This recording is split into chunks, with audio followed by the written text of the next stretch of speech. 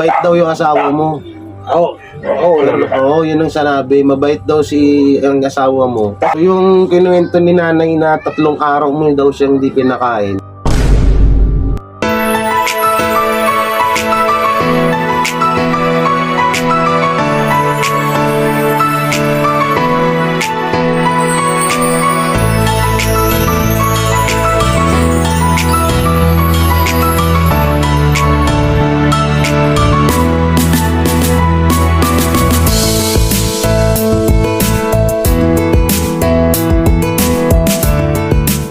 Kuwela mga kabiyayan, dito ako ngayon kala Boy Sardinas dito sa may Bikutan, no? So ayun na nga, at gaya nung sinabi ko nung nakaraan sa live na nakita ko na po yung dating nag-aalaga kay Nanay Rebecca na nagsasabing pinabayaan nga daw po siya. So gusto nilang makaharap nila ako para maipaliwanag naman daw nila yung side nila. At yung mga sinabi daw ni Nanay Rebecca ay walang katotohanan. So kailangan nila malinis yung pangalan nila kasi nga na medyo tumaas din yung views nung video ni Nanay Rebecca. Nasa 30k views ata. Malaki na yun para sa akin kasi syempre matagal-tagal na tayo hindi nakakaranas ng ganung views. So ayun, interviewin ko sila ngayon, si Tatay Romeo Aquino tsaka yung pamilya niya, kung ano ba talaga yung mga nangyari. Siyempre, kayo rin dyan ng mga manonood, gaya nung sinabi ko sa unang video ko na sana huwag muna tayong mangusga hanggat hindi pa natin alam yung tunay na kwento. So ngayon, malalaman natin kung ano ba talaga yung nangyari. Tapos, so bali kung ano man yung mga sasabihin nila dito, siguro mas maganda respetuhin na lang natin. At ako kasi hindi ko talaga ugali yung maging one-sided, no? Neutral talaga ako kahit saan ako mapunta. So kung ano man yung mga sasabihin nila ngayon dito sa about kay Lola Rebecca, respetuhin natin yun. So tara po, puntahan na natin. May mga kabiyaya, ito na si Tatay Romeo, no? Opo. Tatay Romeo Aquino, para dun sa video nung nakaraan ni Nanay Rebecca na sinabi nga daw na pinapabayaan siya, hindi daw siya pinapakain, tinataguan siya ng pinggan, at may pera daw na hindi binibigay si Tatay Romeo kay Nanay Rebecca. So andito si Tatay at malapit lang pala dito kala Boy Sardinas, kaya yon na gusto niyang malinis yung mga sabi-sabi katulad ng mga sa unang video na mga sinabi ni Foreman kay Tatay Romeo. So ano ba yung mga hindi totoo dun tayo sa mga sinabi niya? Ay yung sinabi na parte sa pera, wala naman pong trabaho yan. Bakit po siya ay magkakapera na wala naman trabaho? Si Nanay Rebecca? Opo. Saka isa pa, siya hindi namin pinapabayaan.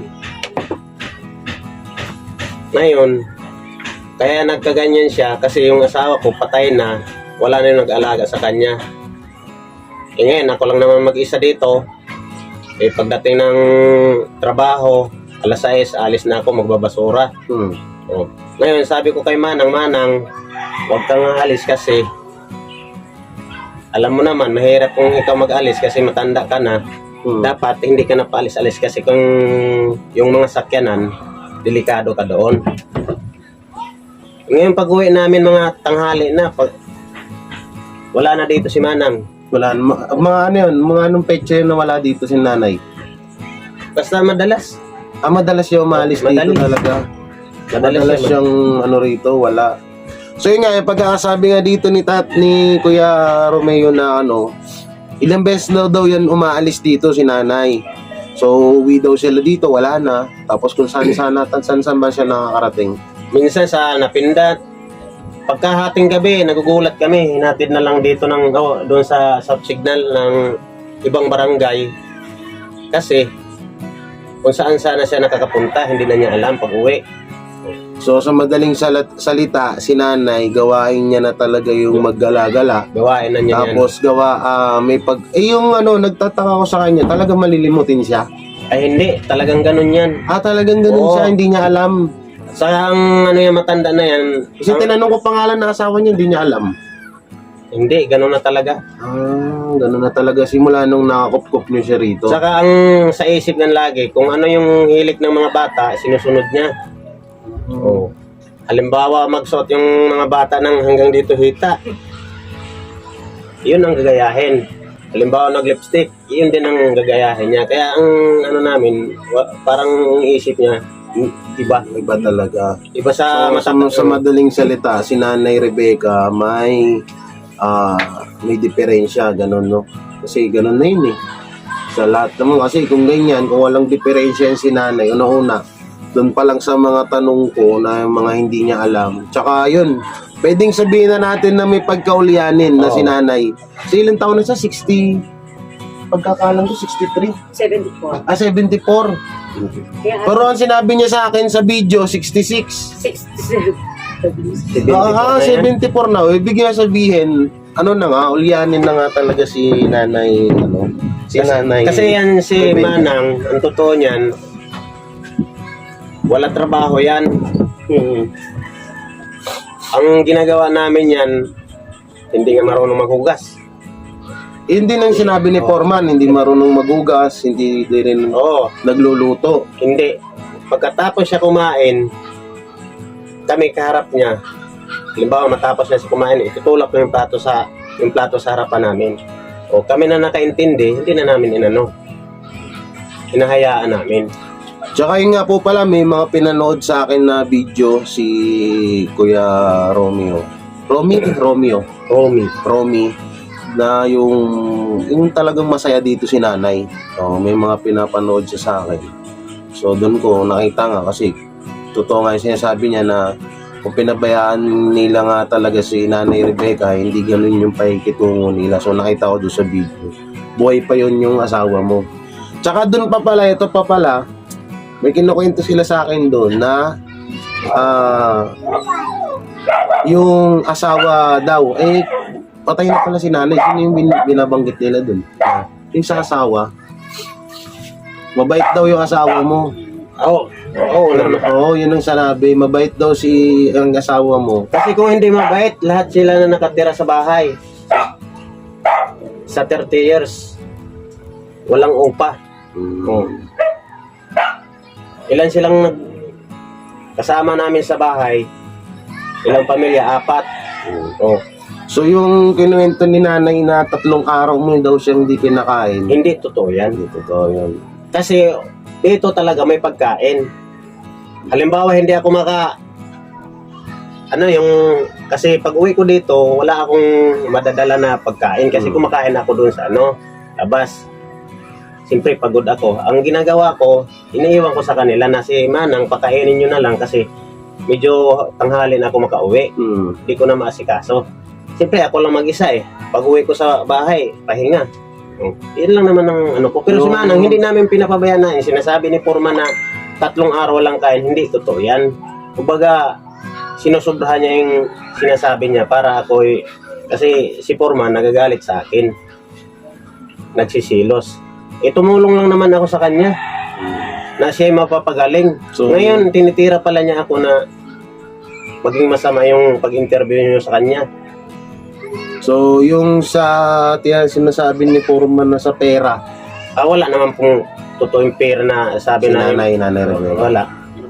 Pension, Yung pension na yan, wala akong alam niyan kasi ang talaga niya yung asawa ko. Sila dalawa ang nakakaalam niyan. Ngayon naman, yung pera na hinihingi niya, binibigay naman din sa kanya. Ngayon, ang problema lang naman, nag-inom. si Nanay Rebecca. Aminom. Gin. Dito sa pwede ka magtanong-tanong sa labas kasi lahat ng mga tao diyan Kilala si Nanay. kilala si Manang kahit hanggang doon sa barangay. No, anong palayaw niya rito? Dora? Anong tawag sa kanya? Sandara. Sandara. Si Nanay Rebecca, ang tawag daw ng mga tao dito, si Sandara. Kasi pag na kasi yan, yung mga tao pag nakikita yan na sexy, para yung mga tao ba, uy, si Manang nagiging bata. Parang natutuwa rin yung mga tao sa kanya.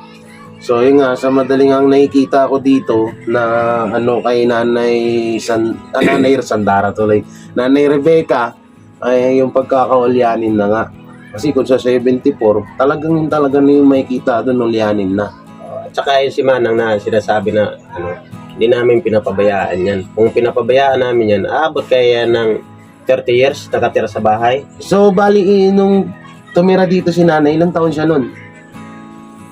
Ano siguro? Bali, 30 years siya ditong nanirahan. Tapos paalis-alis siya. Oo, nakarating yan ng Batangas, Bicol, nagugulat nga kami eh. Paano niya paano yun? Ano yun? Kinuha niyo doon? Hindi, nagugulat kayo, umuwi yan. Ang sabi niya, ay galing ako ng Batangas. May nagdala sa akin. Sino nagdala sa'yo? Kakilala. Gala pala. Oo, tapos yung pangalawa sa Bicol. Pero nung 30 years niya rito, tay, na paninirahan sa niya, hindi niya talaga nakita yung mga anak niya. O wala. Sinabi niya. Pero alam niyo rin yung pangalan. Tama ba yung mga binanggit niya? Tama yun. Oo, pero hindi na siya in-accept na nanay. Kumbaga, may kamukha nga siya. Hindi naman siya in-accept na magulang. Pero kaapelido. Oo, pati pangalan. Oo. Kaya sabi namin na, wala. Ang lang talaga nito, So, bali, kung sa 30 years siya nanirahan dito, sa 74 na siya, bali nasa 50-60 pa lang siya. oo. Bata Kasi pa siya, no? ako nag-asawa, 20. Yung asawa ko, 48. Tanda si Ate Singh. Kaya siya, nagsama kami, bago siya namatay, ang edad niya, 52. 52 yun, di ba? Natay si Auntie 63. Oh, Ay, 60. 61. Ano ba? 61. Oo. Yun. Hoy, wag ka dyan. Dito ka, dito. Ano lang si Auntie? Namatay lang si Auntie noong 2022. 2000. So yan, andito rin to, kuya, ano niyo po? Yan, pamangkin talaga niya yan. Ha? Kasama. Pamangkin ng asawa niyo? Oo, pamangkin ng asawa niyo. Oo. So, ano naman masasabi mo, Nay? Doon kay nanay sa mga kinuwento ni Foreman. Ang masasabi ko lang sa mga kinuwento ni Foreman, mali yun. Dahil papunta dyan sa kanila, kaya naman nakarating si Manang dyan sa kanila dahil sila Auntie dating nagtitinda dyan ng balot sa kanila sa may tabi. Kaya kilala sila ni Manang. Kaya nung tanungin ko si Manang, saan ka pupunta, Manang? Sabi niya, hindi ko sasabihin. Dahil yan naman talagang totoo, hindi ko sasabihin. Sabi ko, saan ba talaga? Ay sabi niya doon sa sisik. Ayun, hinatid ko siya, bit-bit ang bag. Sabi niya, huwag ka nang tumuloy, dito ka na lang. Diyan na lang ako sa may samaba. Talagang hinatid namin. Hindi naman pwede Kasi ang pagkakakwento doon ni Foreman, bigla lang daw sumulpot. hindi totoo yun. Yung pala, alam pala talaga ni Nanay Rebecca doon. Alam mo, pasalamat niya kami na napunta doon sa kakilala kasi maghahanap kami, hindi naman namin alam Alam kung saan saan. napunta. Ngayon, napuntahan namin yung tindahan na yon, yung kaibigan namin, kaya kampante yung loob namin na hindi pala siya napunta doon sa ibang tao, kundi sa kakilala lang din. Kaya ngayon, siniguro namin na pinuntahan. Doon kami nag-usap-usap yung niya, babae. Kaya yung pag-usap namin na si Manang kung pwede dyan na lang sa'yo kasi naghanap din siya ng kasama kasi nag-iisa lang din siya doon. And ay sabi sa akin, Rumi, magpapasalamat ako sa si Manang andito. Kahit kung umalis siya ng tindahan, walang magiging tao doon sa tindahan niya. Parang pabor talaga sa kanya. Oo, no? diba, nakita mo naman tindahan, kung umalis yung babae doon, walang magbabantay. Kaya yung babae na yun, kinuha ni si Manang, malaking pasalamat din sa kanya. Oh. Pero si Foreman, saan niya nakilala naman yan? Ay, yun pa rin, doon pa rin sa tindahan kasi kami ang nagtinda ng balot doon eh. Nagtitinda kayo doon noon? Oo. Ngayon, sa Ba't interview, ganun yung sinasabi ni Foreman na sa interview niyo, tawag dito na hindi kanya kilala? nakarating na ng bayan, magkasama nga kami. So doon din nakilala ni Nanay Rebecca si Foreman dahil magkasama doon sa pagtinda ng balot. Ang punta kasi namin doon, ganitong oras, nandoon na kami. Ngayon, pag mga alas 9, uwi na rin kami. Tapos sabihin ni Foreman, hindi kilala. so wala talaga palang nangyari na kapabayaan kay nanay, no? Wala Sadyang kasi talagang si nanay lang yung gumagawa ng kwento. Hindi, gumagawa ng paraan para makalayas siya, makagala siya. Hindi na talaga yun na natili noon pa. Yung una niyang amo, tinawagan namin kaya gusto nga namin hindi siya mapunta sa iba kasi yung layas ng layas. Tinawagan namin kasi yung pag-uwi niya dito may sakit na. Kasi meron pa doon na sinabi na nung malakas pa nga daw mga lakal, si nanay, okay daw siya. Hindi. Pero nung humina na daw siya, parang pinabayaan na daw. Yun yung diba, napanood nyo naman yung video. Pero hindi totoo yun. Ganun nga yun. Gawa-gawa lang yun ni Foreman. Kasi nagsisilo siya sa akin. Ikaw kaya, siyempre tumulong ka. Siya nakahilata na sa banig. Tumawag yung babae niya sa akin. Siyempre, kakilala, nagtanong sa akin kung may alam ka na albularyo, pwede samahan ako. Papagamot Kinakasama ako. niyan. Oo. Ipapag- So, sa'yo nangingi ng tulong yung kinakasama niya. Oo, Para ipagamot si Foreman. yun. Magkasakit pala si Foreman. Nagkasakit. Oo. Wala man siyang finding sa doktor. Di kailangan albularyo. Albularyo talaga bagsak yan. Di tinawagan ako, di pumunta ko doon. Ngayon gumaling. Hindi ko akalain na ganun pala Gaganyanin ka. Oo, gaganyanin niya ako na hindi kilala. Parang pinipersonal niya ako. Hindi naman, tumulong lang ako. Binibigyan niya ng malisya. Dapat hindi ganun. Ikaw pa ang tumulong, ikaw pa ang masama. Kadalasan nangyayari sa akin yan. Pangit kaya yun. Ganun pala yun, kung tumulong ka, binabaliktad. Kadalasan nangyayari sa akin yan. May binigyan nga ako noon ng bahay sa Bicol. Pinatayuan ko ng bahay. Tapos yung bandang huli, nung nagawa na yung bahay, ayaw na nila ipabidyo yung tatay nila. Wala, nagawa na yung bahay. Gawa, Sabi ko tapos nga. na Sabi ko nga, alam mo, nakakaawa ka, Lolo. Kasi hindi na siya, Lolo kasi ang tawag namin yan. Kasi anti nga namin ang namatay. Nakakaawa ka. Kasi sabi ko, ikaw nang tumulong, buong Bili ka sira muna pang ng pangalan mo. nun, Mirinda. Sabi ko, Sige. sira pang pangalan mo, sabi ko. Kaya Habang parang nag-interview sa atin. ako talagang sabi ko, sige, kailangan natin makausap yan kasi kawawa ka eh. Kawawa yung mga pangalan natin. Dahil sabi ko, kasiraan Bili niya. ka ng pujibat. Ang ganda-ganda ng alaga niya. Yung si Manang, ang anak ko niyan, inaanak ni Manang. Kasama pa yan namin. So yun, ang mangyayari nito, kasi syempre, ang papel ko dito, hindi naman para pagsalpukin pa sila. Hindi natin yan hayaan na maganon. So kada punta ko siguro kay Nanay Rebecca, kung ano may bigay ko na tulong, at hanapin ko pa rin yung yung mga anak niya, baka sakali, malay mo naman. And hindi naman din gusto nyo, di ba, yung makauwi na siya. Ang gusto lang talaga namin yan, makauwi siya, mapunta sa lugar niya para mapabuti. Hindi yung kung saan-saan siya. Kasi napakapangit na kung saan-saan lang siya mapadpad. Tapos inalagaan namin siya ng husto, tapos ganito pa ang nangyayari. So, ito yung kwarto ni Nanay Rebecca. Hindi, minsan dito siya natutulog. Ito yung kwarto niyo mag-asawa, pati si Nanay Rebecca. Okay. Hindi, doon si Manang. Tapos dati, ngayon, wala na yan. Yan na siya. Inalis na May namin ano rin yan. nung wala nahigaan na siya. Kasi nga umalis na. So, nakita ko rin yung katayuan dito nila, anong pangalan niya, Nay? Lini po. Lenny, tsaka ni Tatay, ganun nga din, hirap din sa buhay. Opo, kahit nga Ang nagbabasura. trabaho din ni Tatay nang nagbabasura lang din. So, yun nga. Syempre, napanood nga nila yun at syempre, ang sakit nga naman. Kahit din sa akin, gawin nyo, masasaktan ako, gawa ng hindi naman totoo yung mga sinabi. So, kami naman mga vlogger doon kasi, syempre, mga vlogger kami, hindi naman namin din alam pa yung tunay na kaya mas maganda na rin tong ganitong nangyari, nalaman namin kung nasan si Kuya Romy.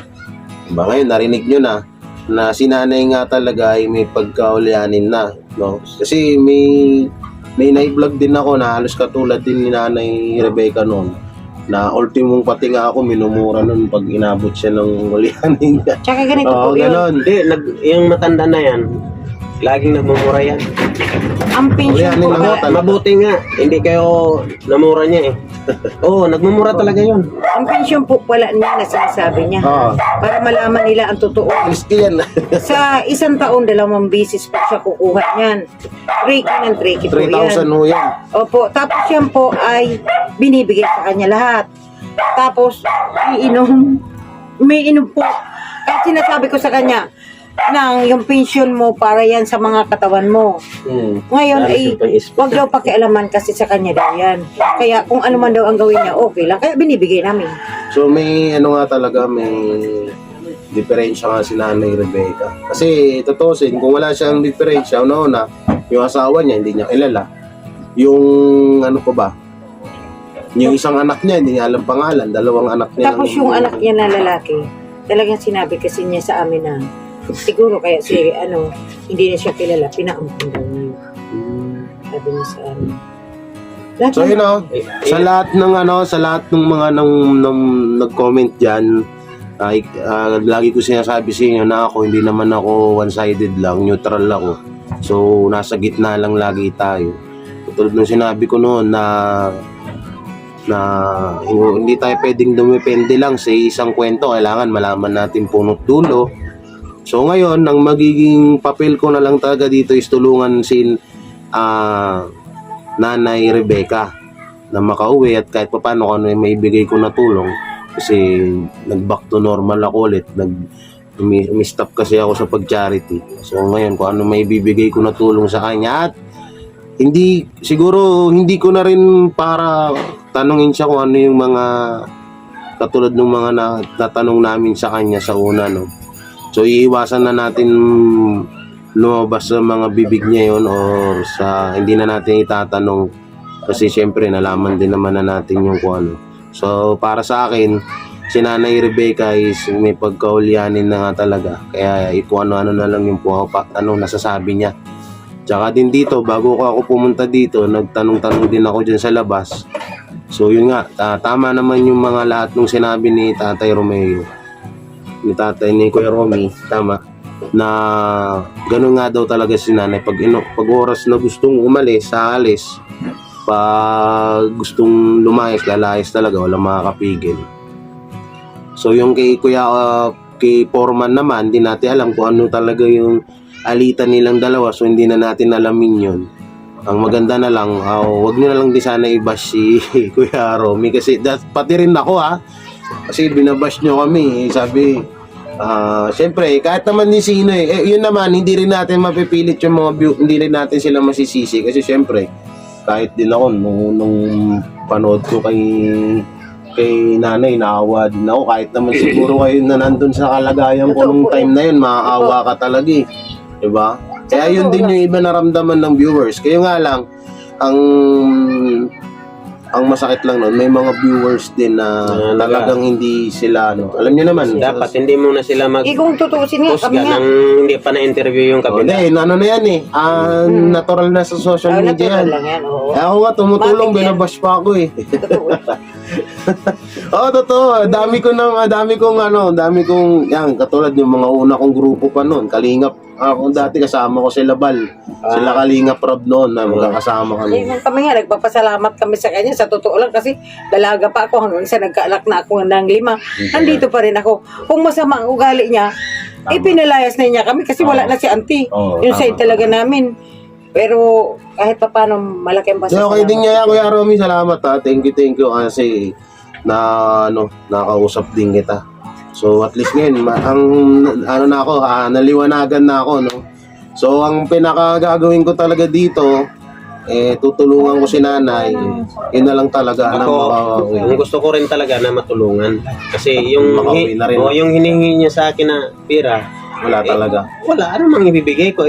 Volunteer lang kami sa pagbabasura, walang sahod. Ilan taon na kami sa pagbabasura? Ilang taon mo nang ginagawa yun? 13 years na yata. 13 years na. Tagal na rin. Volunteer. Si Nanay, nakakasama nyo rin noon yan. Nakasama pero pinatigil ng kasi may edad na nga. Okay. Yun siguro yung sinasabi niya na may sa Kalakal. Saglit lang siya mga isang buwan lang yata. May diyan pinatigil ng kasi So sa mga anak niya, wala talaga kayo nakausap nun? Ngayon pala, speaking sa anak ni Nanay Rebecca, kahit ano daw hanap nila, pag kahit may mga nakikita silang kamukha na ni Nanay Rebecca, pero tinatanggi pa rin daw na wala. May tinawagan nga kami. Kasi yun talaga pangalan tapos apelyido. Hindi daw niya nila kilala yan. Pero ito, hindi po palang tanong, paano nyo nakilala yung si Nanay Rebecca? Di, yung asawa ko. Tapos, yung baga sa Parang bigla sumulpot lang. pagala-gala. Kasi, Yung... yung mga aso nga, mahal na mahal niya, pusa. Ang dami-daming alaga niya. Inahandaan namin ng pagkain yan, ulam. Ngayon, siyempre, tao na rin yan, na nakita niya, dinampot niya yun. Binihisan. Wala nga yung damit, ang dala lang Walang niya, damit. suklay. Oh? Suklay lang talaga dala kasi ang paalam daw niya doon sa bibili lang ng suklay. Kaya may dala-dala siyang suklay. Yun. Tapos hindi na niya alam. Pero simula nung nakita nyo siya, hindi nyo natanong sa kanya kung saan talaga siya galing. Galing siya sa Valenzuela yata yun. Valenzuela. O yun ang sinabi niya, galing siya sa Valenzuela. Kasama nga daw siya ng pinsan niya na galing lumuwas na ng Yun din yung Manila. kwento niya. Tapos tinatanong ko kung anong pangalan ng pinsan niya, hindi niya alam. Yun din ang tinatanong namin, hindi niya alam. Pero ang sabi niya dyan, may kapatid talaga siya, Kuya Marcelino. Kahit noong sinasabi sa Kuya akin. Marcelino. Palanya. Hindi, si Palanya yung anak niya. Iba yung apelido Miranda. Miranda, Marcelino Miranda ang kuya niya. Tapos anak niya si Annabel Palanya. Kasi nagsasabi man yan. Nagsabi siya na ganito, gano'n. Tapos sabi niya, alam mo, gusto ko nang umuwi sa amin. Sinabihan nga ng mga anak ko, paano yan kung wala ka na doon ka mag-anak? Niyayaya nga siya ng mga anak ko eh. Sasabihin, punta tayo nung sa probinsya. So yun at least nalaman na natin yung buong rito. So ako wala rin na akong kinakampihan, di ko rin kinakampihan si nanay. No, pero ang sa tingin ko nga dito may pagkaulyanin na kasi Nanay Rebecca. Tsaka mahalataan nyo naman kasi una-una asawa niya hindi niya kilala. Pangalawa, yung nagdala sa kanyang pinsan niya rito hindi niya rin kilala. So siguro nga may pwede talagang kung ano-ano na lang yung ikwento ni Nanay Rebecca. Ang hindi lang natin alam kung bakit lang na ganun din yung kwento ni tatay ni Kuya Foreman. Hindi ko alam kung ano alitan nila pero wag na natin nga yung ungkatin. Ang magiging papel ko na lang talaga dito is tulungan ko si Nanay Rebecca na makauwi sa Leyte o kung ano man yung maibigay natin na tulong sa kanya. Gawa nang syempre may edad na rin 74. Alam niyo yung mga ganyan, kailangan kahit papaano mapadama man lang natin dito sa kanya na sa ilang taon na lang, masakit man sabihin pero sa mga ganyang edad, Totoo. kailangan may paano na lang natin sa kanya yung tulong na may padama kasi syempre alam niya na wala naman. So pasalamat nga tayo kasi 74 umabot pa si nanay ng ganyan. So yun na lang talaga mga kabiyaya, maraming salamat. Saka may dagdag ako, sir. Ano yan? Yung sa pension niya, Ayun pala sa opinion, sige. yan? Kaya nagkaroon nagiging normal na tao yan kasi kung hindi namin inano yan sa pinarehistro namin na magkaroon ng pangalan sa Barangay. barangay, magboto.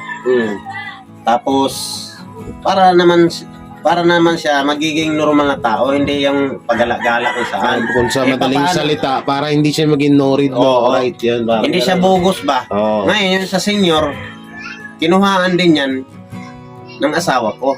Kasi kung halimbawa man kung sino mauna sa kanila. Bali, si asawa niyo naglakad dyan sa lahat.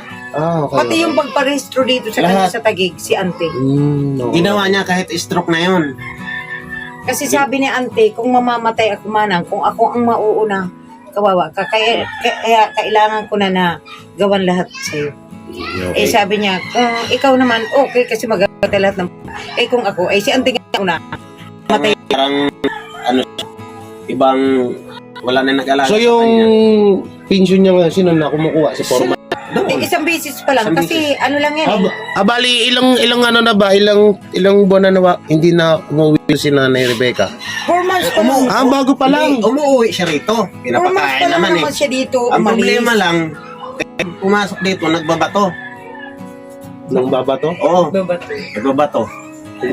Kailan nandito lang? Doon sa labas. Isang linggo pa lang. Bago lang yung pumunta rito. Pinakain. Hindi, sige ganito, para mas maganda. Pag once na pumunta siya rito, videohan nyo. patago. Tapos kung ano yung Hindi, ginagawa may video ka, may video kami nasa sa kanya. Batangas lang yung isa kong may video kayo sa Oo, kanya. May wala video pala. daw. Yan. May video kami. Ipasa nyo sa akin para Lahat, makita na. lahat na yung gamit ko, pinagtatapon niya. Yan na lang ang tira, oh. Ipaprint kita sa anak ko, Eli Canyeso. Sige po. Tapos Arlene Canyeso. Basta ipapaprint ko po kayo. Ipa-add nyo na lang ako para alam nyo. Sa Facebook po. Ano? So yan, paputulin ko na tong video na to at ayun. Ipakita mo na. Yan, ang Bakit loob niya. sinira niya yan? Hindi, yung doon, yung mga kaldero, yung mga gamit, doon ko nakalagay sa labas. Ngayon, wala na. Pinagbabato na yun. Pinagbabato niya, doon sa likod. Ano yung ba't niya ginawa yun? Ayun nga, pag pumunta siya rito, yun ang ginagawa niya lagi. Ah. Hinayaan namin kasi ano mang gagawin namin? Alangan naman saktan namin yan, hindi naman pwede. Hinayaan ko. Basta may video. Di, at saka asikaso kaya. At saka inalagaan naman namin yan. Pagpunta ka, tanungin mo, totoo bang inaasikaso ka ni Lini? Yung anak daw niya, inaanak mo, pagsasabi. Sige. So yan mga kabiyaya, at least nalaman na rin natin. So sa susunod na video kay Nanay Rebecca, baka hindi ko na itanong yung mga ganyan. Oo, So bali, focus na lang tayo sa pagtulong sa kanya. Ayun na lang talaga yung pinaka-the-best nating gawin. Oo. So yun sana yung mga nagko-comment dyan, wag nyo naman sana agad manghusgan ng kapwa natin. Sige pa nga natin. Kumanang kasi wala naman kami magagawa kasi ayaw man niya manatili dito. Kasi ang sabi nga niya dito, kung mananatili siya, magbigti na lang siya. Isipin mo yun, kanino problema yun? Di kami pa rin. Sige. So yun, hanggang dito na lang. Maraming salamat sa inyo at ingat kayo palagi and God bless. Bye-bye po.